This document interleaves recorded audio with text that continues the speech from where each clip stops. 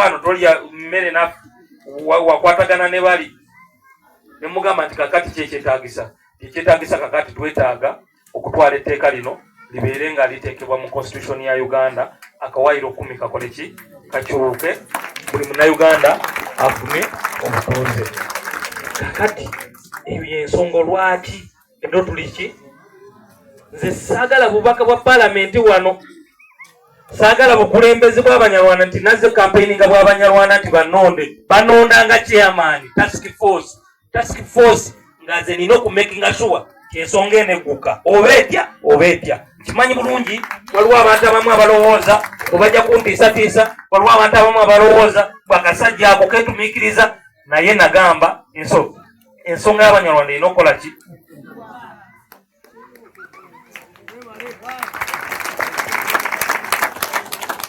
Oyo omusajja oyo mukubira essimu ku makya ssaawa 6 ssaawa 7 tuzaako ki, tukoze tutya, tulabyani, kiki ekyetaagisa? Kakati bwe tumaliriza tulina okutuuka mu regions oba ebitundu byonna byonna ebirimu abanyarwanda. Namutamba wano mukimanyi nti kitundu ky'abanyarwanda.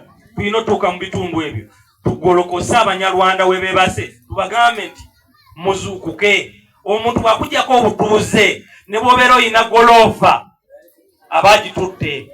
Omuntu bwakujjako obutuuze ne bw'oba oyina omukazi nga anyirira atya baba bamututte.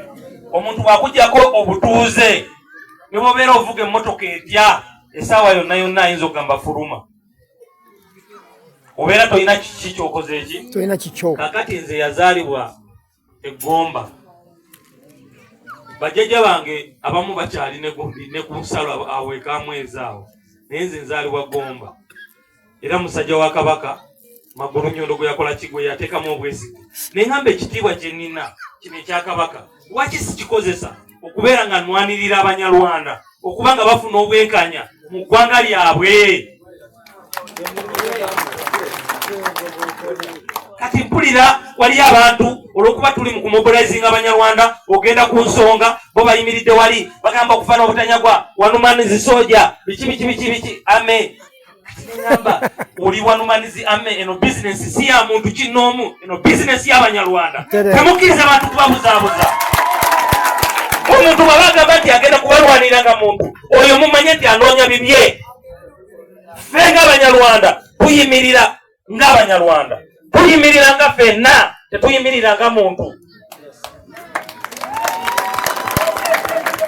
Alowooza nti ye ajja kulwana ng'omuntu, mumuleke mumutunuulira berenga ddikuula. Tufunye munnamateeka asinga ebintu by'amateeka, emisango gyonna gyayingiddemu wano e Uganda agiwangula. Nga bavayo nti nze ndi bloga, nze ngenda okulembera ensonga z'abanyarwanda. You guys stop joking with Banyarwanda. We are not fools. Stop fooling Banyarwanda. Mwekirawo tuyisaamu amaaso. N'abakulembeze abalowooza nti abanyarwanda tuli bakusuubula bakomye. Twagala tteeka kukyuka, twagala ddembe lyaffe. N'olwekyo kapite ow'ekitiibwa Honorable Mukasa Mbidde ajje atuluŋŋamye mu nsonga z'amateeka. Mwebale nnyo, mwebalire ddala. Christians means both baba balimu. Yes. Identity uyiheebwa n'Imana yakuremye. Igogogogana. Eggwanga lyo